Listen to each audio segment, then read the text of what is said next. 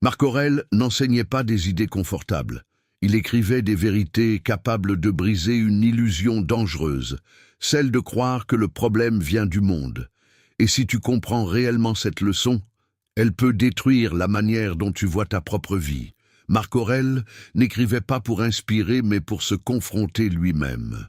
Dans ses pensées, il revenait sans cesse à une idée qui dérange profondément. L'individu n'est pas victime de ce qui lui arrive, mais de la manière dont il y réagit. Cette idée est difficile à accepter, car elle enlève une grande partie des explications habituelles. Beaucoup pensent que leurs difficultés viennent de facteurs extérieurs, les autres, les circonstances, les opportunités ou les erreurs passées. Pourtant, Marc Aurèle observait que deux personnes peuvent vivre la même situation et en tirer des résultats totalement différents. Ce qui change, ce n'est pas l'événement, mais la perception et la réponse. Cette observation semble simple, mais elle a des conséquences radicales. Elle signifie que la plupart des blocages ne sont pas imposés, ils sont entretenus. Une réaction répétée, une interprétation constante ou une habitude mentale peuvent maintenir une situation bien plus que l'événement lui-même. Marc Aurèle voyait dans cette responsabilité une forme de pouvoir, mais aussi une exigence. Car si tout dépend en partie de la manière dont tu réagis, alors tu ne peux plus te cacher derrière des excuses. Et c'est précisément cette exigence qui rend cette leçon difficile à accepter. Marc Aurèle insistait sur une distinction que peu de personnes appliquent réellement, la différence entre ce qui dépend de toi et ce qui ne dépend pas de toi. Cette idée est souvent citée, mais rarement vécue. Dans la pratique, la majorité des individus mélangent constamment ces deux dimensions. Ils investissent une grande partie de leur énergie dans des éléments qu'ils ne contrôlent pas. Le comportement des autres, les résultats immédiats, les circonstances ou les événements imprévus. Pendant ce temps, ils négligent ce qui dépend réellement d'eux, leurs actions, leurs décisions et leur manière d'interpréter les situations. Cette inversion crée une frustration permanente. Plus une personne cherche à contrôler ce qui lui échappe, plus elle se sent limitée. Et plus elle néglige ce qu'elle peut réellement maîtriser, plus elle perd en efficacité. Marc Aurèle voyait dans cette confusion une source majeure de souffrance inutile. Il rappelait que la liberté intérieure commence précisément lorsque l'on cesse de lutter contre ce qui ne dépend pas de nous. Mais cette idée a une conséquence directe et dérangeante. Elle oblige à se concentrer sur soi. Elle oblige à regarder ses propres réactions, ses propres choix et ses propres habitudes. Et c'est là que la leçon devient difficile, car il est toujours plus simple de blâmer l'extérieur que de transformer l'intérieur. Pourtant, tant que cette transformation n'a pas lieu, la situation reste inchangée, même si les circonstances évoluent. Marc Aurèle ne se contentait pas d'énoncer cette distinction, il la mettait en pratique de manière radicale. Il se rappelait constamment que les événements extérieurs n'ont aucun pouvoir en eux-mêmes. Ce qui leur donne du poids, c'est l'interprétation que l'on en fait. Pourtant, cette idée entre directement en conflit avec un réflexe profondément ancré. Lorsqu'une difficulté apparaît, l'esprit cherche immédiatement une cause extérieure. Il identifie une personne, une situation ou un événement comme responsable. Ce réflexe donne une sensation temporaire de soulagement, car il déplace la responsabilité. Mais ce soulagement a un coût, il empêche toute transformation réelle. Tant que le problème est perçu comme extérieur, la solution semble dépendre de quelque chose que l'on ne contrôle pas. Et cette perception crée une forme d'impuissance. Marc Aurèle voyait dans ce mécanisme une illusion dangereuse, non pas parce qu'il nie l'existence des difficultés, mais parce qu'il amplifie leur impact. En réalité, une situation n'a d'effet que dans la mesure où elle influence ton jugement. Et ce jugement peut être modifié. Cette idée est exigeante, car elle demande un effort constant d'observation. Il ne suffit pas de comprendre ce principe une fois, il faut l'appliquer dans chaque interaction, chaque décision et chaque moment de tension. C'est là que réside la difficulté, car il est plus facile de réagir automatiquement que de prendre du recul. Pourtant, c'est précisément dans ce recul que se trouve la liberté que Marc Aurèle cherchait à développer. Marc Aurèle revenait souvent sur une idée encore plus dérangeante. La plupart des réactions sont inutiles, mais elles sont répétées par habitude. Lorsqu'une situation provoque une émotion, l'esprit agit presque sans délai. Il juge, interprète et répond immédiatement. Cette rapidité donne l'impression d'agir efficacement, mais elle révèle en réalité une absence de maîtrise. Une réaction automatique n'est pas un choix. C'est une impulsion suivie sans réflexion. Et c'est précisément cette absence de distance qui maintient les mêmes problèmes. Une critique déclenche une défense, une difficulté déclenche une plainte et une frustration déclenche une réaction excessive. Ces réponses semblent naturelles, mais elles créent un cycle. Chaque réaction renforce la suivante. Marc Aurèle observait que ce cycle est rarement remis en question, car il est intégré dans le comportement quotidien. Pourtant, il est au cœur de nombreuses difficultés. Tant que l'individu réagit de la même manière, il obtient les mêmes résultats. Comprendre cela demande une prise de conscience précise. Ce n'est pas l'événement qui se répète, c'est la réaction. Et tant que cette réaction reste identique, la situation semble inchangée. Cette idée est difficile à accepter car elle déplace le problème. Elle montre que la clé ne se trouve pas dans ce qui arrive, mais dans ce que l'on fait face à ce qui arrive. Et cela implique une responsabilité que peu de personnes acceptent réellement. Marc Aurèle allait encore plus loin en rappelant que l'esprit humain ajoute souvent une couche inutile à la réalité. Les événements sont simples, mais l'interprétation les rend complexes. Une remarque devient une attaque, un silence devient un jugement, et un obstacle devient une injustice. Ce processus se fait rapidement, presque sans que l'on s'en rende compte. Pourtant, c'est lui qui amplifie les situations. L'événement initial est souvent neutre ou limité, mais la manière dont il est interprété lui donne une importance excessive. Marc Aurèle écrivait que nous souffrons davantage de nos jugements que des faits eux-mêmes. Cette idée est difficile à accepter, car elle remet en cause une perception très ancrée, celle de croire que ce que l'on ressent est directement causé par l'extérieur. En réalité, il existe toujours une étape intermédiaire. Entre ce qui arrive et ce que l'on ressent, il y a une interprétation, et cette interprétation peut être modifiée. Pourtant, la plupart des individus ne prennent pas ce moment pour observer. Ils passent directement de l'événement à la réaction. Ce passage rapide empêche toute forme de contrôle. En ralentissant ce processus, en observant ce qui est réellement en train de se passer, quelque chose change. L'émotion ne disparaît pas, mais elle perd une partie de son pouvoir. Ainsi, la leçon devient plus claire. Ce n'est pas ce qui arrive qui te détruit, c'est la manière dont tu le construis mentalement. Marc Aurèle insistait sur un point encore plus exigeant. L'esprit ne se contente pas d'interpréter la réalité, il l'exagère. Lorsqu'un événement se produit, il est rarement aussi intense que la manière dont il est perçu intérieurement. Une simple remarque peut devenir une remise en question personnelle. Un obstacle temporaire peut être interprété comme un échec durable, et une difficulté isolée peut sembler représenter une situation permanente. Ce mécanisme d'amplification est presque automatique. L'esprit ajoute du sens, construit une histoire et projette des conséquences qui n'existent pas encore. Marc Aurèle observait que cette tendance crée une souffrance supplémentaire, souvent bien plus forte que l'événement initial. En réalité, la majorité des problèmes ne viennent pas de ce qui arrive, mais de ce que l'on imagine à partir de ce qui arrive.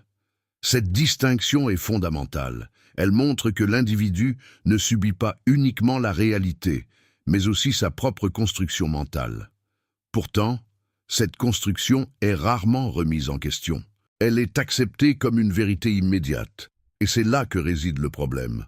Tant que l'on croit que ce que l'on pense correspond exactement à ce qui est, on ne cherche pas à corriger cette perception. Marc Aurèle voyait dans cette prise de recul une étape essentielle. Observer ses propres pensées, les questionner et réduire leur intensité permet de revenir à une vision plus claire. Et dans cette clarté, la situation retrouve sa proportion réelle. Ce qui semblait insurmontable devient gérable, ce qui semblait permanent devient temporaire. Ainsi, la leçon devient plus précise.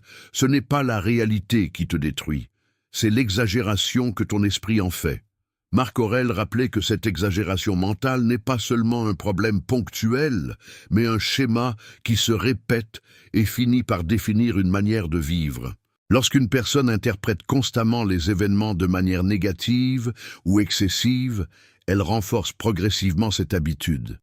Chaque situation devient une confirmation de cette vision. Une difficulté confirme que rien ne marche. Une critique confirme que les autres sont contre moi et un retard confirme que tout est compliqué. Ce mécanisme crée une perception cohérente, mais faussée. L'individu commence à voir le monde à travers ce filtre sans même s'en rendre compte. Marc Aurèle observait que cette répétition transforme une simple réaction en identité. La personne ne se contente plus de réagir, elle devient quelqu'un qui réagit de cette manière. Et c'est là que le problème devient plus profond, car changer une réaction est possible, mais remettre en question une identité demande un effort beaucoup plus important. Pourtant, cette transformation est nécessaire. Tant que l'individu s'identifie à ses réactions, il les considère comme naturelles et inévitables. Il ne cherche plus à les modifier, car elles semblent faire partie de lui. Marc Aurèle voyait dans cette prise de conscience un point de rupture. Comprendre que ces réactions ne définissent pas qui l'on est permet de retrouver une forme de liberté. On peut observer, ajuster et transformer ce qui semblait automatique. Ainsi, la leçon devient encore plus radicale. Ce n'est pas seulement ta perception qui doit changer, c'est le rôle que tu lui donnes dans ta vie. Marc Aurèle insistait également sur un point que peu de personnes acceptent réellement. Changer sa perception demande un effort constant et non un simple déclic. Beaucoup pensent qu'une prise de conscience suffit. Ils comprennent une idée, ressentent une forme de clarté, puis s'attendent à ce que leur comportement change naturellement.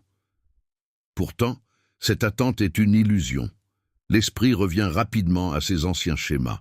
Les mêmes interprétations réapparaissent, les mêmes réactions se reproduisent et les mêmes automatismes reprennent leur place. Cela ne signifie pas que la compréhension était inutile, mais qu'elle n'était pas suffisante. Marc Aurèle voyait dans cette répétition une nécessité. Chaque fois qu'une pensée apparaît, elle doit être observée. Chaque fois qu'une réaction se prépare, elle doit être questionnée. Ce travail est invisible, mais il est essentiel. Il ne produit pas toujours des résultats immédiats, et c'est précisément pour cela qu'il est souvent abandonné. L'individu veut voir un changement rapide, alors que ce changement se construit lentement. Pourtant, avec le temps, cette répétition modifie réellement la manière de penser. Les réactions deviennent moins automatiques, les interprétations plus nuancées et les décisions plus conscientes. Ainsi, la leçon devient plus exigeante. Comprendre une vérité ne suffit pas. Il faut la répéter jusqu'à ce qu'elle devienne une manière naturelle de voir le monde. Marc Aurèle rappelait aussi que cette transformation intérieure est souvent invisible au début, et c'est précisément ce qui la rend difficile à maintenir. Lorsqu'une personne commence à modifier sa manière de penser, les résultats extérieurs ne changent pas immédiatement. Les mêmes situations continuent d'apparaître, les mêmes difficultés existent encore, et les autres ne modifient pas instantanément leur comportement. Cette absence de résultats visibles crée un doute. L'individu peut avoir l'impression que ses efforts ne servent à rien. Pourtant, ce qui se transforme en premier n'est pas le monde extérieur, mais la structure intérieure. Les pensées deviennent plus claires, les réactions moins immédiates et les décisions plus alignées. Ce changement est réel, mais discret. Marc Aurèle voyait dans cette phase une étape critique. C'est à ce moment que beaucoup abandonnent, car ils cherchent une confirmation extérieure. Ils veulent voir des résultats visibles pour valider leurs efforts. Mais en faisant cela, ils dépendent encore de ce qui ne dépend pas d'eux. La véritable progression ne commence à apparaître à l'extérieur que lorsque la transformation intérieure est suffisamment stable. Et cette stabilité demande du temps. Comprendre cela permet de continuer sans validation immédiate. L'individu agit parce qu'il sait que c'est juste, non parce qu'il voit déjà un résultat. Ainsi, la leçon devient encore plus difficile à accepter. Le changement réel commence sans preuve, et c'est seulement après qu'il devient visible. Marc Aurèle rappelait qu'une fois cette transformation engagée, un autre piège apparaît, croire que l'on a déjà changé. Dès que l'individu commence à prendre du recul, à moins réagir ou à mieux comprendre ses pensées, une forme de satisfaction peut émerger. Cette satisfaction est dangereuse, car elle donne l'impression que le travail est terminé. Pourtant, c'est souvent à ce moment que les anciens schémas reviennent. Une situation plus intense, une pression inattendue ou une fatigue accumulée suffisent à réactiver les anciennes réactions. L'individu retombe alors dans ses automatismes, parfois avec la même intensité qu'avant. Ce retour crée une frustration. Il donne l'impression d'avoir perdu le progrès réalisé. Mais Marc Aurèle voyait cela différemment. Pour lui, ces moments ne sont pas des échecs, mais des révélateurs. Ils montrent ce qui n'est pas encore stabilisé. Ils indiquent les zones où le travail doit continuer. Cette perspective change complètement la manière de voir les rechutes. Au lieu de les interpréter comme un retour en arrière, elles deviennent des indicateurs. Elles montrent précisément ce qui doit être renforcé. Comprendre cela permet de continuer sans se décourager. Car le progrès n'est pas linéaire. Il se construit à travers des ajustements, des erreurs et des répétitions. Ainsi, la leçon devient encore plus exigeante. Ce n'est pas parce que tu as changé une fois que tu as changé définitivement. Marc Aurèle rappelait également que l'une des plus grandes erreurs consiste à attendre des circonstances parfaites pour maintenir cette discipline intérieure. Beaucoup pensent qu'ils pourront appliquer ces principes lorsqu'ils auront plus de temps, moins de pression ou de meilleures conditions. Pourtant, cette attente est un piège. Les conditions parfaites n'existent pas, et même si elles apparaissent temporairement, elles ne durent jamais. La réalité est toujours instable, changeante et parfois inconfortable. Attendre un moment idéal revient donc à reporter indéfiniment l'effort.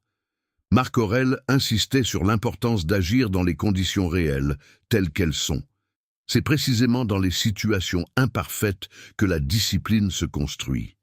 Lorsqu'une personne est fatiguée, stressée ou sous pression, c'est là que sa capacité à observer ses pensées et contrôler ses réactions devient essentielle. Si cette capacité ne fonctionne que dans des conditions faciles, elle n'est pas réellement solide. Elle dépend encore de l'extérieur. En revanche, lorsqu'elle est maintenue malgré les difficultés, elle devient stable. Elle ne dépend plus des circonstances. Ainsi, la leçon devient encore plus claire. Ce n'est pas le moment qui doit être parfait pour agir correctement.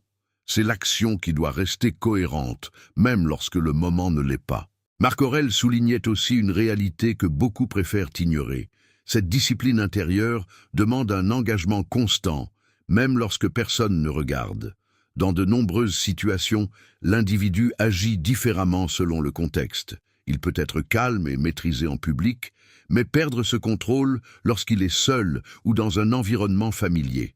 Cette variation montre que la discipline n'est pas encore intégrée, mais adaptée.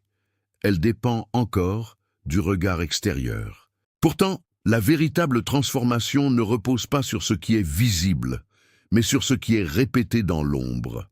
Les pensées que tu acceptes lorsque tu es seul, les réactions que tu laisses passer sans correction et les décisions que tu prends sans pression extérieure définissent ta structure réelle. Marc Aurèle écrivait pour lui-même, précisément pour maintenir cette cohérence intérieure. Il ne cherchait pas à paraître, mais à devenir. Cette distinction est essentielle. Tant que l'action dépend de la présence des autres, elle reste instable. Mais lorsqu'elle devient indépendante du regard extérieur, elle se renforce.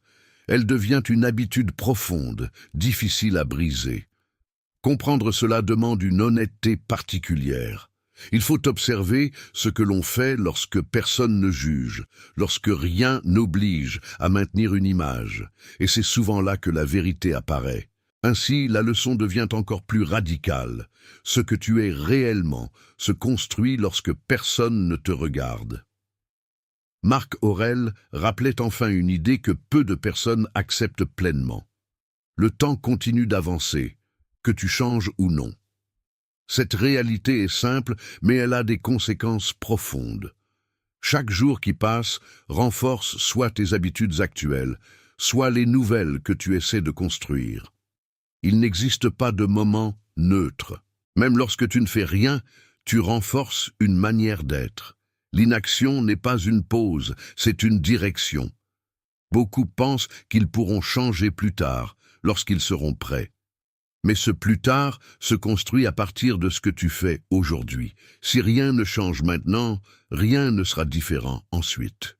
Marc Aurèle voyait dans cette prise de conscience une forme d'urgence silencieuse. Il ne s'agit pas de se précipiter, mais de comprendre que chaque décision compte. Chaque réaction, chaque pensée et chaque action participent à une accumulation. Et cette accumulation devient une trajectoire. Comprendre cela change la manière de voir le temps. Il ne s'agit plus d'attendre un moment idéal, mais d'utiliser chaque moment disponible. Ainsi, la leçon devient encore plus directe. Tu es déjà en train de devenir quelque chose. La seule question est de savoir si c'est choisi ou subi.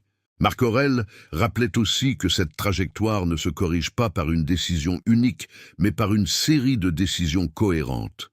Beaucoup attendent un moment fort, une prise de conscience intense ou un déclic qui changerait tout immédiatement. Pourtant, cette attente crée une illusion.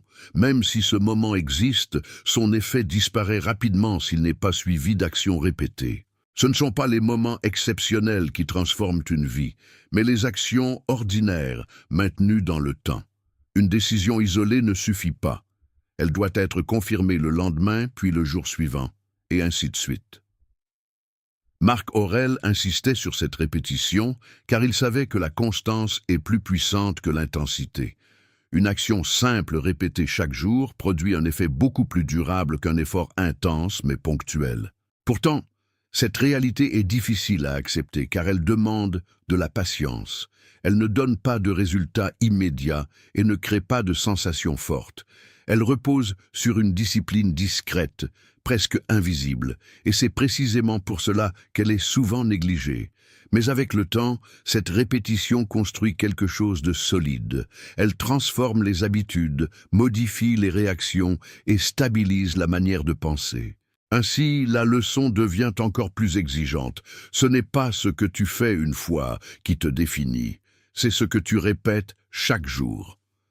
Marc Aurèle ramenait toujours cette réflexion à une conclusion simple, mais difficile à accepter. Tu ne peux pas échapper à toi-même, peu importe les circonstances, les lieux ou les personnes qui t'entourent, tu restes confronté à ta propre manière de penser, d'agir et de réagir. Beaucoup cherchent à changer leur environnement dans l'espoir que cela facilitera leur transformation.